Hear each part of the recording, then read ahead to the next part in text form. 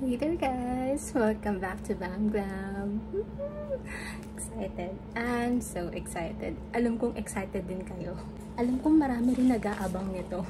So for today's video, we're going to do a first impression video for these products from Strokes Beauty Lab. So I got their, hindi ko alam kung anong unahin ko. Kala mo daming binili, no? But I got their foundation, concealer, and their setting powder. I'm so excited to try this. And you know what guys, I even got a freebie, yung serum nila. So thanks. Today ko lang siya nakuha, as in fresh na fresh pa, mainit-init pa yung package. Then pagkabukas ko ng package, they even have this. So nandito yung buong Complexion Veil collection. In this catalog, they explained each product. So, for the Complexion Veil, marami talaga silang nilabas na new products. But for me, I just got 3 items kasi dito ako super interested talaga. First, let's talk about their foundation. Dito ako super excited kasi ang ganda ng packaging niya, guys. Ayan. By the way, guys, please excuse my nails. Sobrang pangit na talaga. Hindi pa ako nakakapag-ayos ng nails. Anyway, so here's the foundation. Look at that.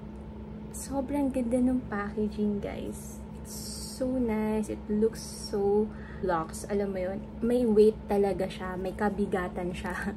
And then, it has pump. So, their foundation retails for 548 pesos for 35 ml. And they currently have 6 shades. So, dalawang light, dalawang medium, and then dalawang deep. So, I decided to get the medium one. So, what are the claims of these products? It says here that it is breathable, lightweight, skin blurring liquid foundation, second skin filter, we'll see about that, medium to full coverage, and then it also says here that it has soft matte finish. Ito naman, hinihintay natin lahat. Swatch na natin siya. So, I'm gonna shake it first. And then, by the way guys, I already did my skincare. Swatch ko muna para makita nyo.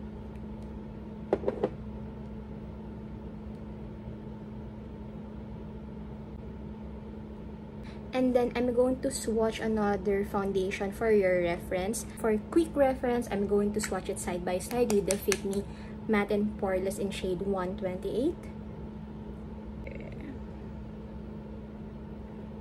I have Easy & Co tinted sunscreen, although this is not a foundation, it's just that para meron kayong reference from other brands. My shade for this is Beach. The Detail Fresh Filter. Okay, sagad-sagarin na natin. Sige, swatch na natin lahat. So, my shade for Fresh Filter is Macadamia from Squad. I'm gonna swatch it then. So, my shade in Squad is also medium 1. So, M1 to. Maybelline Fit Me Fresh Tint. My shade here is number 5. Dior Backstage. This one is 1W Backstage. This one is 2WO Dior Backstage as well. So, kapag talaga nadikit siya sa iba, no, you can see that it is leaning towards peach shade, lalo nung medyo nag-oxidize na siya. Dior Forever, in shade 3W. Although this is also not my exact shade, medyo dark siya sa akin. I think this one is the most common one, the MAC Studio Sculpt NC25. Here is the NC25. NC35. Ito yata yung medyo common na shade ng mga Pinay. NC35 if I'm not mistaken. Or NC30. Here it is. Bobby Brown. This one is the Skin Long Wearing Weightless Foundation. This one is in Warm Sand. Warm Natural. NARS Sheer Glow in Fiji. This is the NARS Fiji. So, ayan guys. Medyo kinakabahan na ako kasi parang ang peach nung tone nung nakuha kong foundation. But we'll see. Maybe it will blend in with my skin kapag nalagay ko na. So, ayan guys. Sobrang dami ko nang pinakita sa inyong reference. Now, let's move on to the application. First, I'm going to apply here in this side using a sponge. And then on this side, I'm going to use a brush. One full pump muna. Since this is matte, di ko muna i-apply agad-agad. So, dun muna sa areas na gusto kong lagyan. Spread ko lang muna siya ng konti. Wala akong ginamit na any primer para makita natin talaga kung paano yung lapat niya sa skin, how it looks on the skin without any primer. And as usual, I am going to do a workout test. That way, mawi-wear test natin siya. Guys, sakto nga yung dating na to kasi meron ako special guest ngayon. Yeah, I'll introduce you. And that is here, my pimple over here. Bago yan, hindi yan yung last time. Buti nga medyo natutuyo na siya. So, tingnan nyo siya kung mako-cover ba niya. Lagyan ko siya dyan. Ang ating special guest.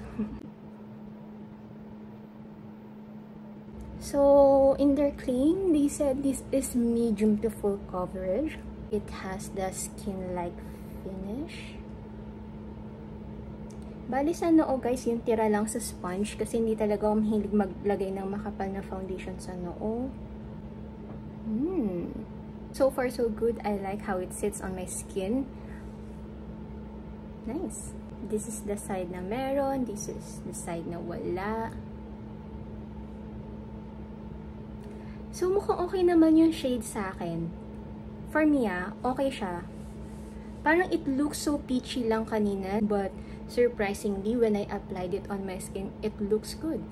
It really did even out my skin tone. Pero, it did not completely cover my special guest over here. Andyan pa din siya. I can see it. So, now, I'm going to apply foundation, the other side. But, on this side, I'm going to use a flat top kabuki brush. And just stipple it like this. But definitely guys, syempre kapag brush, expect that it will have thicker yung coverage niya kasi that's what brushes do. So there. In fairness, mabilis talaga siyang i-blend. Whether using a sponge or a brush, mabilis siyang i-blend. So, I do like how it looks whether I use a sponge or a brush. But of course, if I'm going to use a brush, it will give me more flawless and more heavier coverage. But I prefer kasi yung medyo sheer lang and medyo mas skin-like. I prefer using a sponge. So, yung one pump, it did cover my entire face na may onti pang natira. So, now, what I'm going to do is apply another layer. It's medium to full coverage, meaning it is buildable. One pump again, and we'll see. One full pump again. Unahin ko ulit dito sa side na to.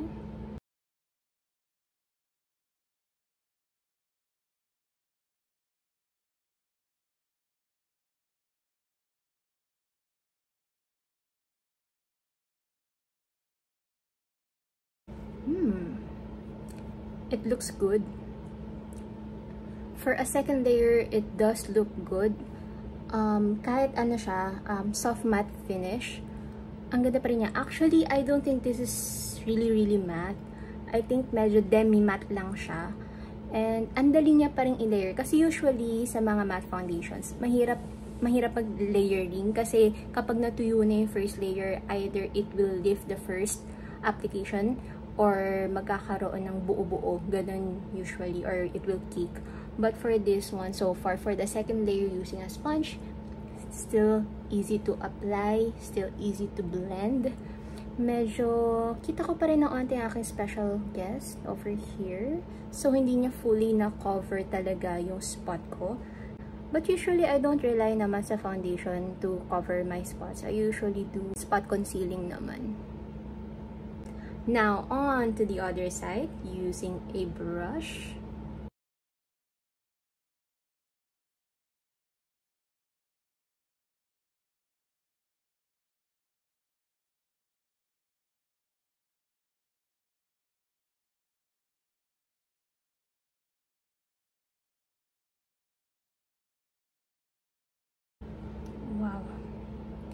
Even sa brush, ang dali niya mag-layering. It did not lift the first application.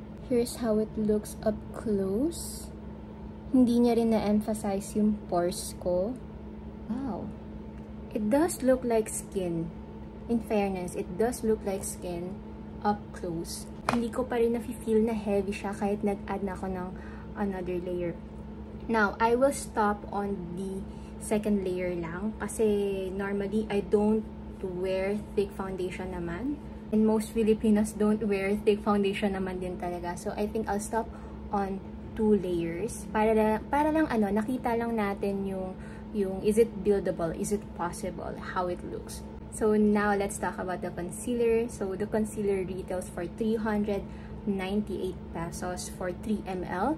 And they also have 6 shades. Same with the foundation. They have 2 light, 2 medium, and 2 deep. And I got the medium one. So the claims of this concealer is it's an oil-free full coverage liquid concealer, and then it is long-lasting, sweat-proof. We'll see about that later kasi mag-workout ako mamaya. Titignan natin kung talaga sweat-proof talaga siya.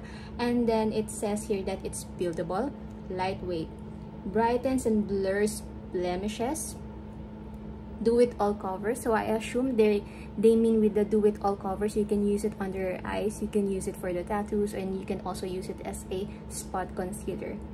And then it also says here, ayun. So next nga sabi, can cover up tattoos. Wow, so ibig sabihin super kapal na talaga. We'll see.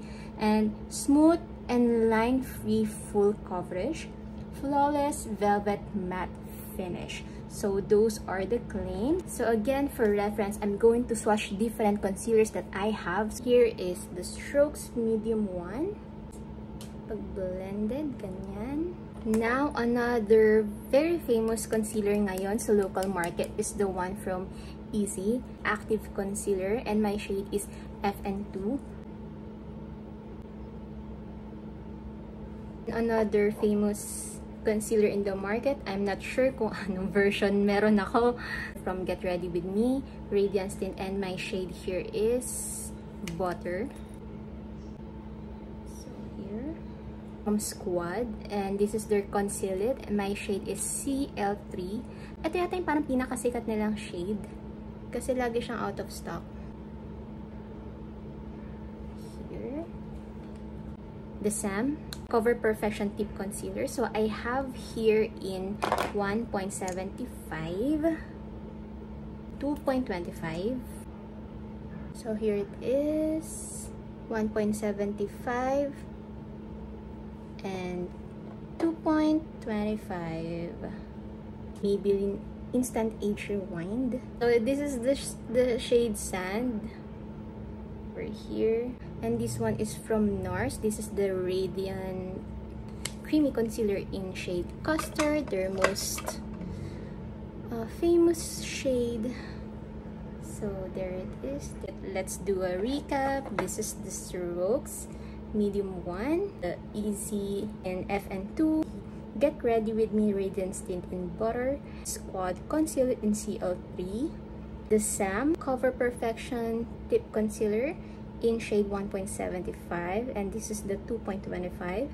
This is Maybelline Age Rewind in the shade of Sand, NARS Radiant Creamy Concealer in Custard.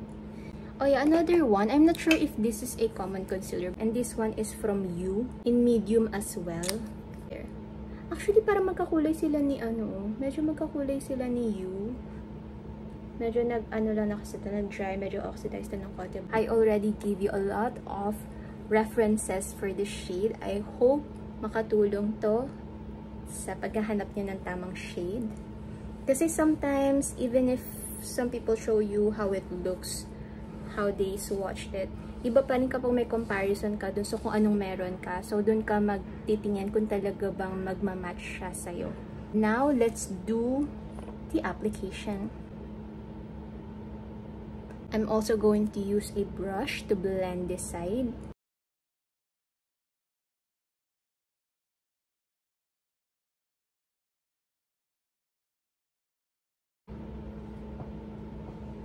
it does look full coverage nga, guys. Now, I'm going to apply it on the other side. Then, I'm going to blend it with a sponge.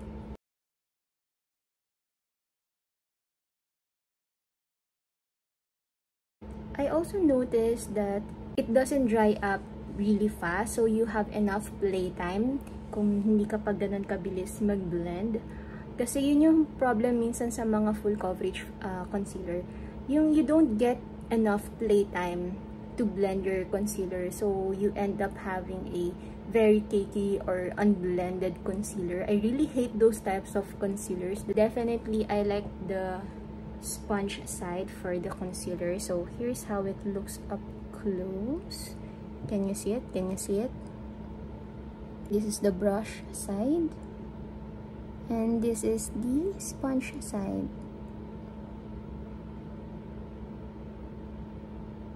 Let's see if it's buildable. I know it's already full coverage, but I wanna see if pwede ba talaga siyang i-layer. But I'm going to use a sponge na lang to blend it, guys. Kasi mas maganda talaga siya ng sponge. Mas smoother yung tsura niya.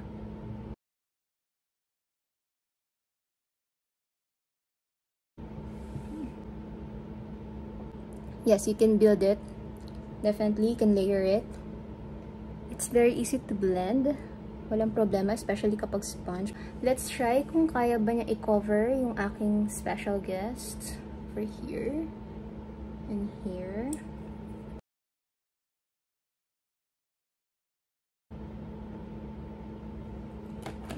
I think it did covered it up, but in person medyo visible pa siya ng very slight. But for me, okay na sa akin yung ganyang coverage. Happy na ako sa ganyan. Here's how it looks up close. Layo tayo sa salamin para kita nyo. Here's how it looks up close. Definitely, guys, may onting creasing pa yan kasi hindi pa siya nasiset. But I want you to see kung paano yung lapat niya sa skin ko. Even yung foundation. It looks good, right? It looks good up close. Especially kung medyo meticuloso ka sa base. Ako medyo meticuloso ako sa base. Kailangan super flawless talaga ng pagkakablend. I noticed that both the foundation and the concealer are really easy to blend. At first, yung shade, medyo natakot ako kasi parang it looks so peachy. But nung in-apply ko na siya sa skin ko, surprisingly, it's a really good match. And usually kasi yung face ko talaga medyo mas maputi talaga than the rest of my body. Now, I'm going to apply blush muna bago tayo mapunta dun sa setting powder natin. And I'm also going to use one from Strokes. Gusto ko rin kasi makita kung okay lang ba siya kapag ginamitan mo ng cream blush. Meron kasi mga foundation na hindi siya pwede ng may cream blush kasi nagbe-break siya or nalilift.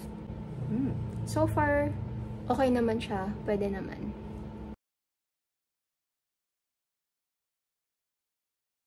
So now, let's proceed to the next product, and this is their translucent powder. I got the shade Clear. Guys, kaya ako napabili na to. Marami pa talaga ako setting powder. But, ang ganda kasi talaga ng packaging niya. And here's how it looks. Ito, actually, medyo magkahawig sila ni Easy, no? Side. Ang ganda ng puff. Ang ganda ng shape. And then, oh my gosh, medyo nag-spill siya kasi nag-swatch ako kanina. But, yun nga, yung loob niya, meron siyang knob. And you can turn it kung bubuksan mo yung sifter or not. Now, I'm going to set my face. While I'm setting my face, let's talk about the setting powder. So, their setting powder has 3 shades. They have the clear one. And then they have rose, yung medyo pink. And then they also have honey, and that one has the warm undertone. I decided to get the clear one para medyo universal. It retails for 498 pesos for This is 8.5 grams. So their claims is it is blurring, mattifying, hydrating. Well, that's contradicting. It's mattifying, but at the same time, it is hydrating, okay? And it also helps makeup to stay in place. Perfect for oil and shine control, microfine consistency, soft focus effect, and no flashback. I don't know kung paano siya magiging mattifying and hydrating at the same time with oil control. So, a lot of contradicting words there, but we'll see later. I can tell that it is very, very finely milled. It really did mattified my face. But we'll see later kapag medyo nag-settle down na siya sa face ko. Test natin. Flash test tayo.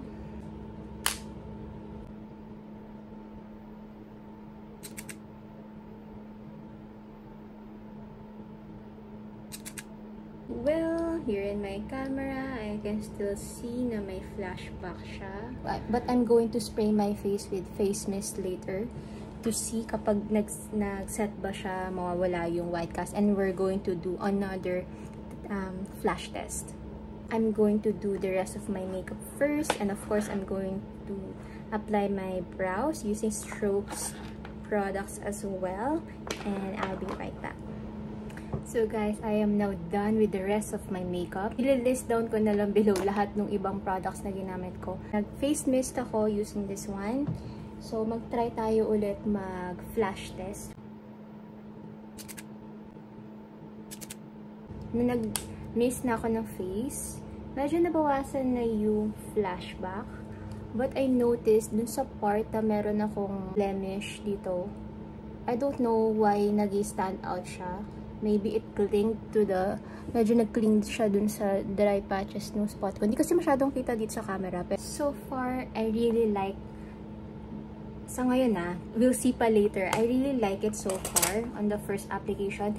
Dito kay setting powder, medyo hindi pa ako masyadong sure. Kasi nga, parang may flashback siya nung una. So, maybe it needs time for it to set on the face bago mawala yung flashback. So, we'll see that later.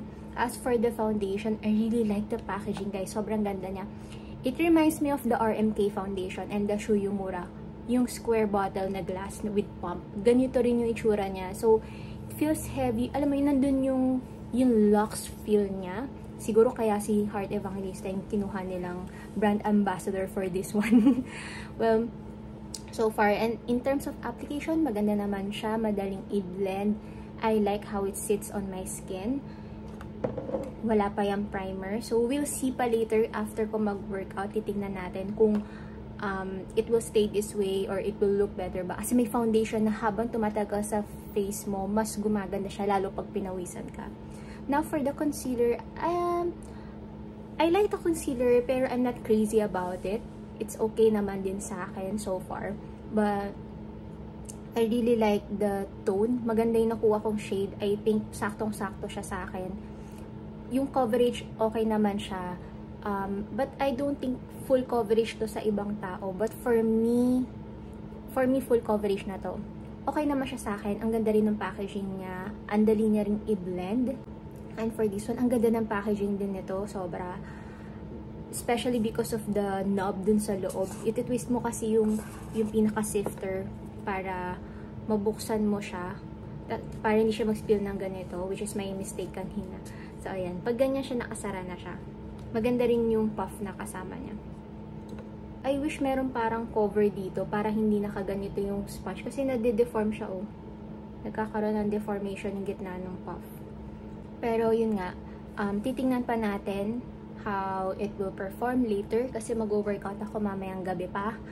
As of now, it's already almost 5:30. Later, I'll show you after my workout. And then, that's gonna be our final conclusion. So, yeah. I'll be right back.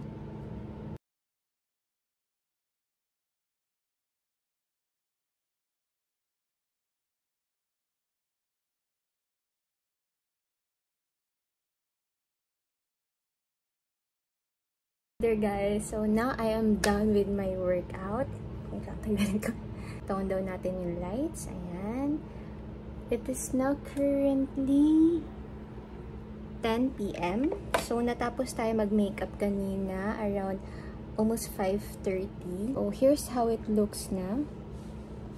Kita niyo naman kayo na pinawisan talaga ako. And since they claim that their concealer is sweat-proof, ayan, tinas natin siya. Did my workout for 1 hour. I think hindi pa rin siya enough to test talaga. But so far, at least na-withstand niya yung sweat ko kanina. And so far, I don't see any creasing here and here. There are few smudges here dito sa side of my nose because I was wearing my glasses. Yeah, I was wearing my glasses while working out.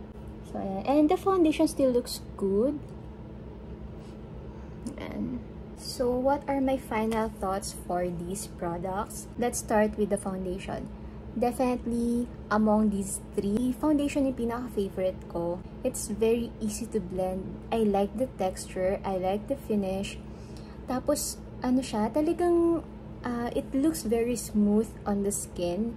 And then, yun nga, buildable siya. Versatile siya kasi you can really use it as a sheer foundation kasi it's up to you kung gaano kadami yung ilalagay mo eh.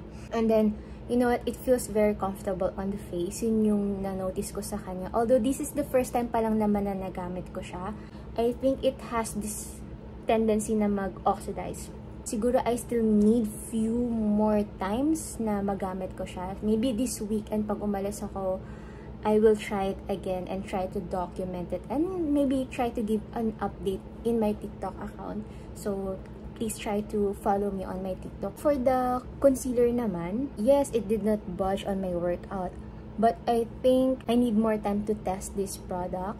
Definitely, yes, I think it can reach the full coverage if you add 2 or 3 layers pa. But as you can see kanina, just 1 layer is enough. Makapal na yun para sa akin. So, siguro nasa medium coverage na yun. Na-cover naman yung dapat niyang i-cover. But kahit makapal siya, hindi siya mabilis mag-set, which I really like. But so far, dun sa sweat-proof claim nila, I think it does work. And next, the powder. For the powder, medyo alangan pa ako sa kanya because of the flash test. Try natin ngayon dahil pinawisan naman ako. Siguro naman mas lapat na to sa skin ko.